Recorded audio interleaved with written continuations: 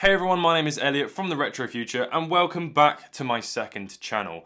I've done a couple of videos in the past restoring old Walkmans, and I've got another one here on the desk that I really want to fix. It comes in a very beautiful case. This is one of the original first ever Walkmans. It's not quite the first one because that had guys and dolls written on the top, whereas it says underneath, I'll show you in a minute, headphones A and B or something. This one is in quite a nicely worn condition, which means that I can bring it around with me and not worry about it at all, because the other two that I've got are in such beautiful condition that it feels really bad to take it out of the house, because if I drop it, it's done for. Whereas this one is already pretty much done for, and it doesn't work right now.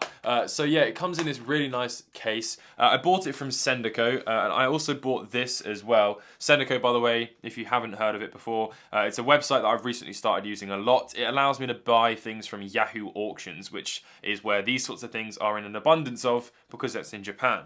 So this is another thing I ordered as well. It's a tiny little Japanese Walkman sort of history book, which shows like the timeline of like the Walkman from, you know, the first ones all the way up to like some of the most you know, the recent last ones. But this ends, I think, in 2011, so it's not that up to date. But anyway, let's get into this. So there's a couple of problems that it's got. The first one is it needs a very good clean. Surprisingly, it does actually work, which is nice, but not out of both ears. So it only works out of one side. So allow me to show you. So it comes out of this side, right, but not out of this side. So hopefully you can see that, or hear that rather, I don't know. So that's not very good. We want it to work. The other thing as well is the volume is super crackly when you adjust that, so that needs a really good clean. And I don't think the microphone works. Testing, 1, 2, 3, testing, testing. The microphone doesn't work either, and we've had that problem before. It might just be that the microphone has desoldered because of dry joints or whatever.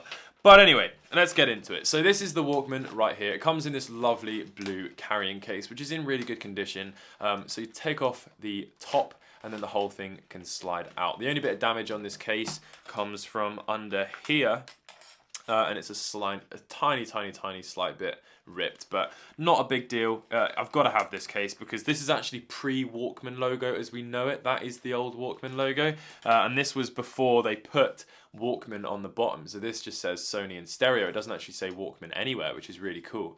So you've got your microphone button, 2 headphones, your power indicator to show that it works. Fortunately for us, it does.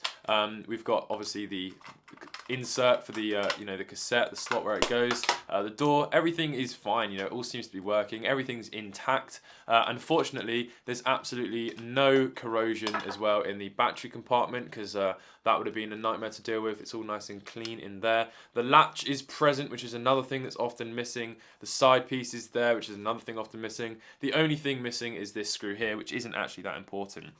And I paid a grand total of £190 for this, I think, which is actually a very reasonable price considering it comes with this and it is partially working. So very excited. Hopefully we can actually get it working though. That's the thing. So I think I'm just going to start by taking the whole thing apart, seeing if we can see anything with our eyes, dry solder joints, all the rest of it up here where the, you know, the headphones are. Also the microphone, figure out why that's broken, and also we can clean everything as well. So let's go ahead and take it apart.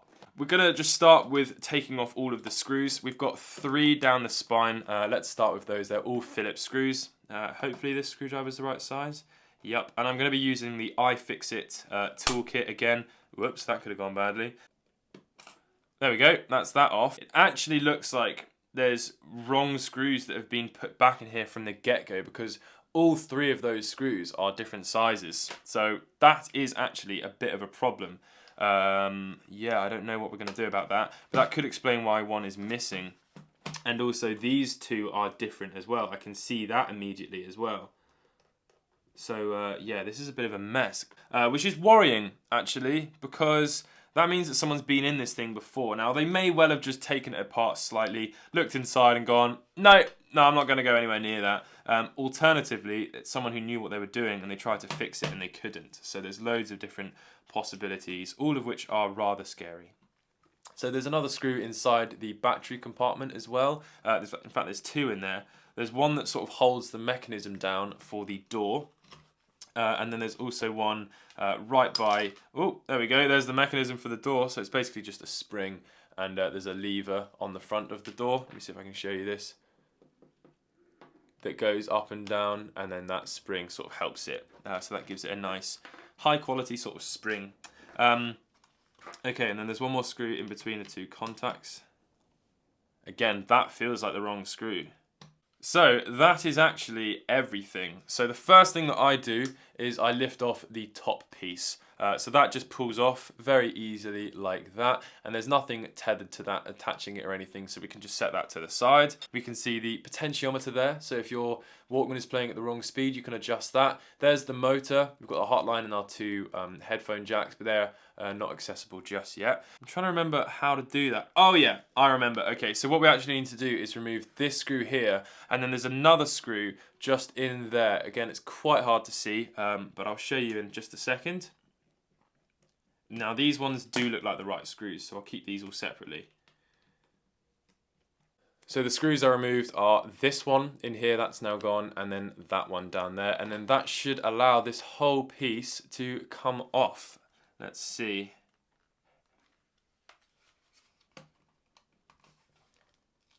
There we go.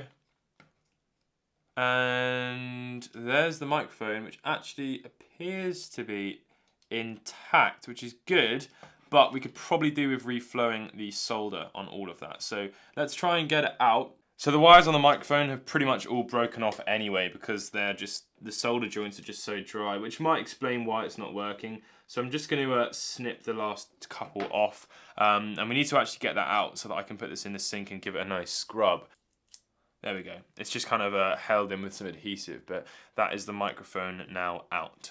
I think we can get the door out quite easily just by sort of lifting this bit up and sliding it out. Yeah, there we go. There is the door removed for the batteries.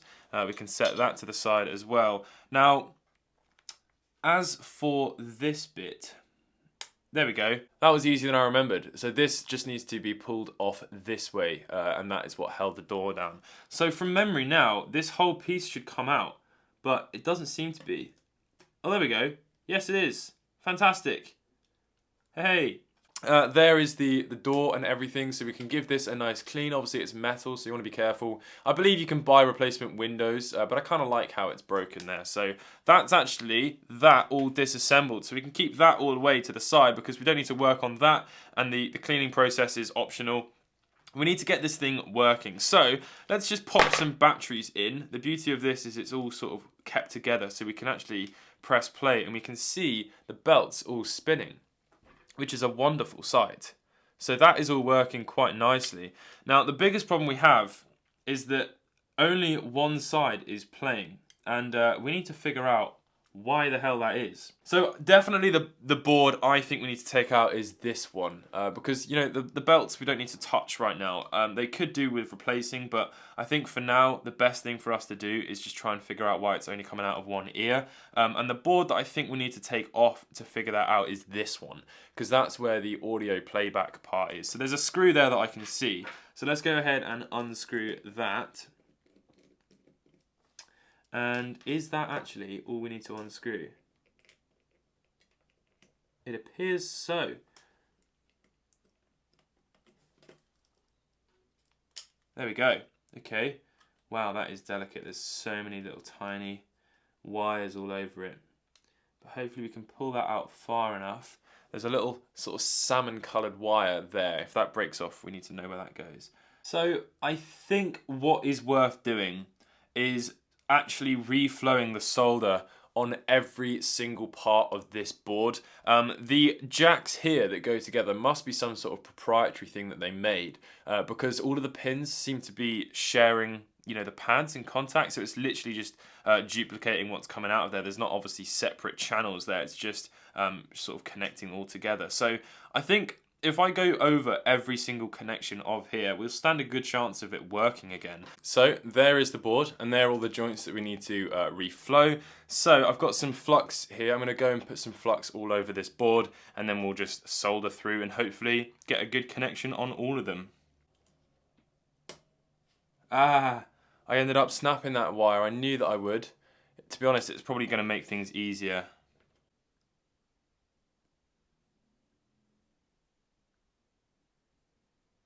here we go.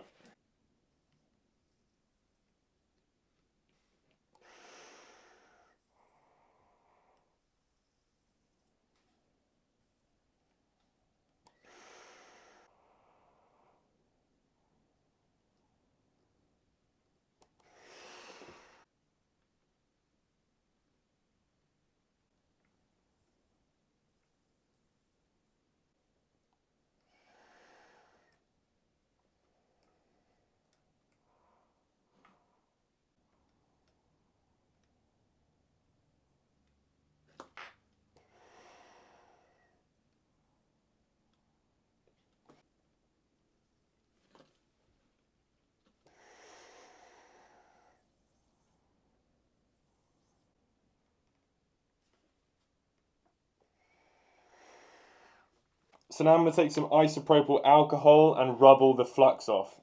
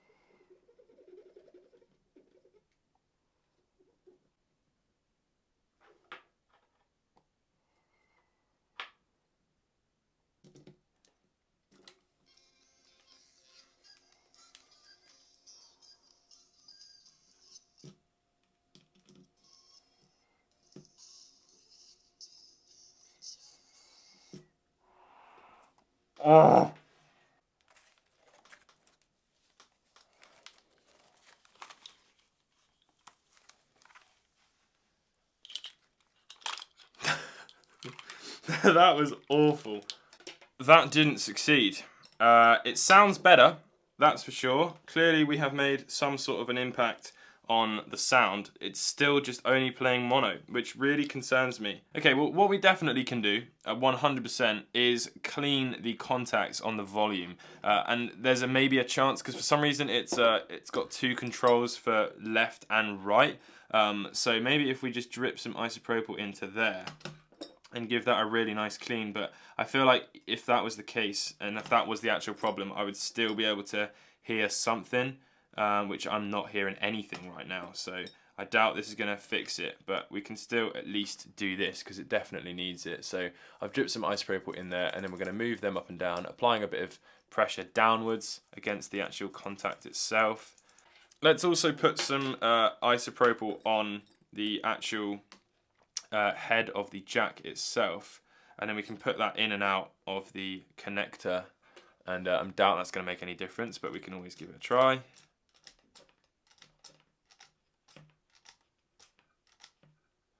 Okay, now let's play it again and see if with the volume and that anything has changed.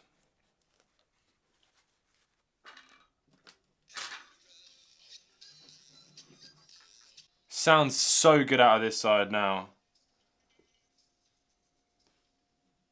And it's a lovely, nice, smooth volume changing action. No crackling anymore. But why is it only working out of one side? I'm gonna go and do some research. You will not believe it. I have found the problem by absolute accident. I'd pretty much written this thing off. I went off and did a load of research. Some people were saying I need to replace an IC chip. Other people were saying I need to replace capacitors. And I was just like, oh my god, this thing's such a mess of wires and all the rest of it. How am I ever going to do that? And then I undid this screw right here. Hopefully you can see the screw that I'm referring to. And I noticed that a wire was underneath the screw, so it was sort of clamped underneath the screw. Let me just zoom in on this top camera and show you what I'm on about. Can you see the tiny little break in this orange wire right there? Can you see the exposed wire coming out? Well, let me just show you what happens when that shorts against a metal thing. Here we go. So I've now got the right channel all the way down to the bottom, and the left channel is the one that wasn't working before. And now It's still not working, but it is actually doing something. Now let me show you what happens if I short this out. How am I going to do this? You can hear that, although it's going to be pretty horrible. Right, here we go. Look, let me show you what happens when I short that on something metal. Can you hear that? It stops. So basically, I need to replace that wire, and that doesn't seem too hard. So let's go ahead and do that. This is what I mean about someone, going into it beforehand. That's the sort of telltale signs that actually a problem could have been caused by the person before and not some sort of fault. So here we go. Let's go ahead and desolder this wire. Very simple. Boom. Okay, and then so that we don't forget where that goes, let's solder the replacement wire in. There we go. That looks pretty good. Okay, so next up, we need to find out where that wire goes to. So it traces along here, underneath this little piece of tape, and then through this part. Oh, see? It's the salmon wire from earlier. It's the one from earlier that we broke. Well, at least we know that it wasn't our fault that it broke. But had that been disconnected, that would have also stopped it from working. So that's quite funny. Okay, so I've added some flux onto this soldering joint. Let's go ahead and remove the wire. And now we're going to solder the other end of the wire into place. Like that. Oopsie.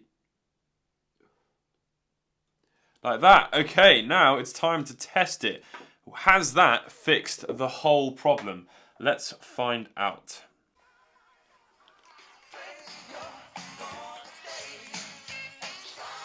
It works!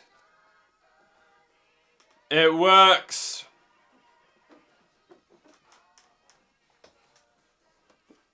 Oh, yes!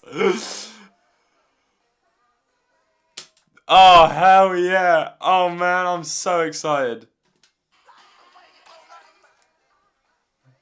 Well, that is bloody fantastic. Look, I'm going to put this whole thing back together in my own time. It's an absolute nightmare to film this whole thing. I'm going to give the whole thing a clean, and then we'll conclude the video at the very end.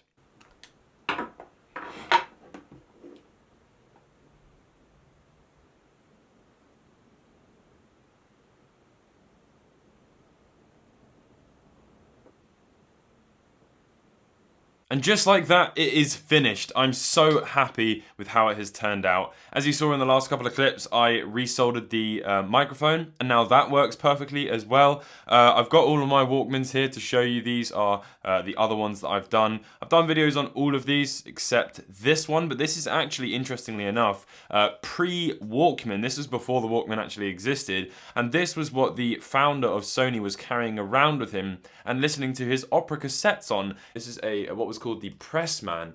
This was used to record. It has a microphone in the top up here which actually records, whereas this one sort of just passes through. You can speak to the other person listening, and yeah, this only plays back in mono, so kind of like the problem that we had at the beginning, and then eventually this was stripped apart and replaced with a stereo playback and removed all the recording stuff, and then the Sony Walkman was born.